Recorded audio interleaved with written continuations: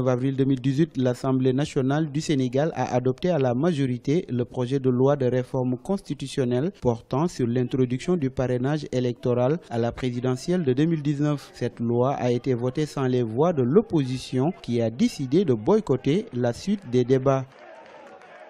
C'est la démocratie sénégalaise qui a été bafouée, une fois de plus. Elle l'a été avec l'introduction de cette loi. Elle l'est gravement aujourd'hui avec la décision qui vient d'être prise. Pour cette raison, nous avons décidé de quitter la salle et de ne pas accepter une telle forfaiture. C'est une vraie forfaiture qui vient de se réaliser.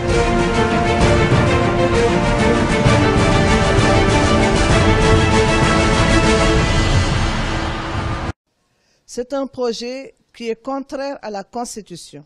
C'est un projet qui ne devrait pas passer à notre avis parce que comporte les germes d'une déstabilisation du Sénégal. Bonjour, nous sommes aujourd'hui devant une situation causée par une assemblée qui s'est débinée. Elle n'a pas pris ses responsabilités. L'Assemblée nationale, nos députés n'ont pas joué leur rôle, en tout cas ceux de la majorité, parce qu'ils ont empêché le débat et ils n'ont pas permis d'éclairer la lanterne à la fois du gouvernement comme de la population de manière générale. Ce que nous sommes en train de vivre aujourd'hui, avec ce parrainage-là, on aurait pu l'éviter ou voir, au moins atténuer cet impact qui est véritablement négatif dans la population. Nous allons vers des situations de tension, nous vivons une situation de tension et nous allons vers d'éventuels problèmes post-électoraux. Et ces problèmes-là, ou cette tension que nous sommes en train de vivre, on aurait pu l'éviter si nos députés avaient joué véritablement leur rôle.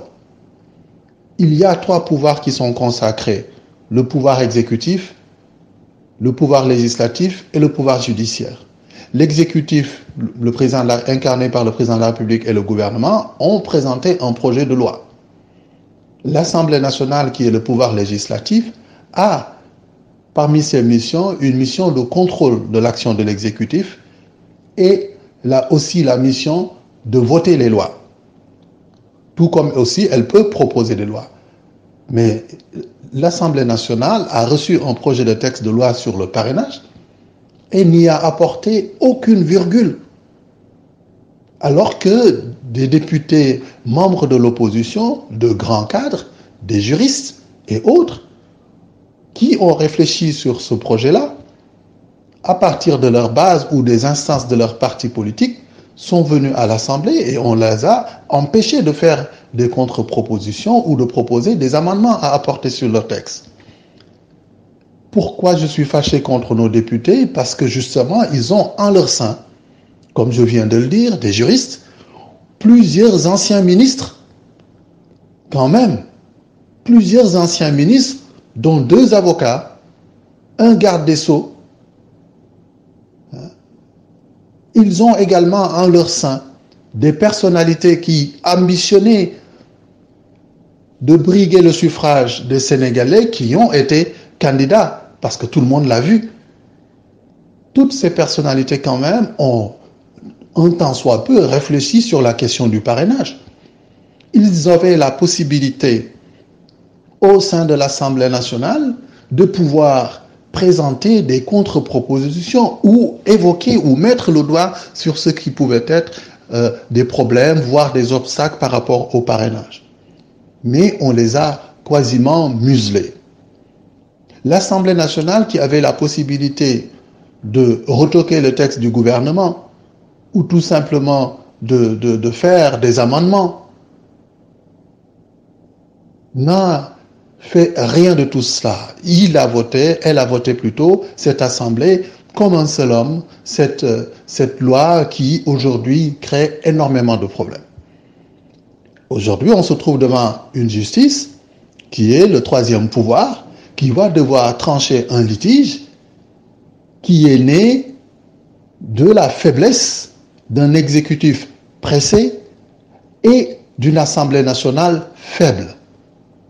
Aujourd'hui, le pouvoir judiciaire se trouve avec un texte de loi qui présente beaucoup de failles, énormément de difficultés et qu'il va devoir appliquer pour trancher justement le litige qui oppose aujourd'hui l'exécutif avec les partis de l'opposition.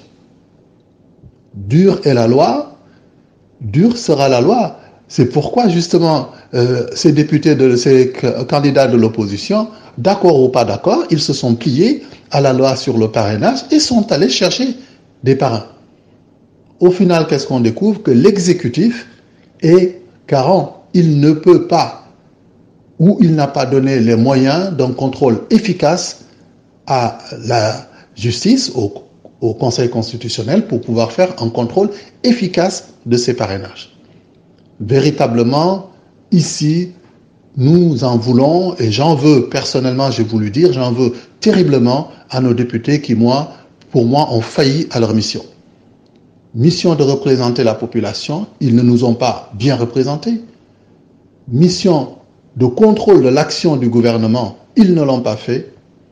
Mission, la possibilité qu'ils avaient aussi de présenter une proposition de loi pour justement faire une contre-proposition à ce que le gouvernement avait apporté. Ils pouvaient amender en écoutant ceux de l'opposition qui, quand même, disons-le, ont une certaine expérience, une expérience qui est plus importante quand même.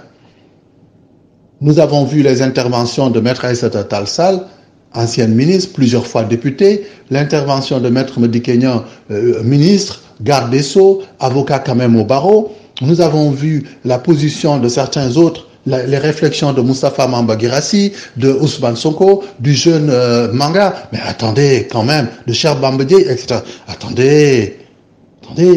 On a usé de la force, on a utilisé la force pour faire passer une loi qui aujourd'hui constitue un problème.